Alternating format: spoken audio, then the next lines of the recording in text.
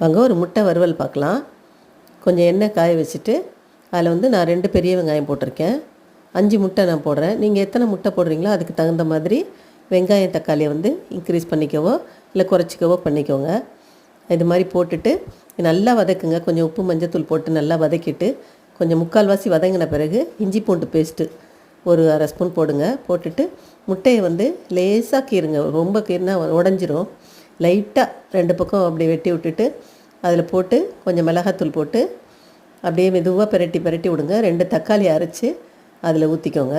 ஊற்றிட்டு வேகமாக கிளறினீங்கன்னா முட்டை உடஞ்சிரும். அதை கொஞ்சம் மூடி வச்சு மெதுவாக தண்ணி ஊற்றக்கூடாது. அப்படியே நல்லா வதக்கி எடுத்திங்கன்னா மெதுவாக பெரட்டி விட்டு எடுத்திங்கன்னா சூப்பராக இருக்கும். சாப்பாட்டுக்கு சப்பாத்திக்கு கூட தொட்டு சாப்பிட்லாம். ரொம்ப நல்லாயிருக்கும். பிடிச்சிருந்தால் லைக் பண்ணுங்கள், கமெண்ட்ஸ் பண்ணுங்கள், மறக்காமல் சப்ஸ்கிரைப் பண்ணுங்கள். ரொம்ப நன்றி. வணக்கம்.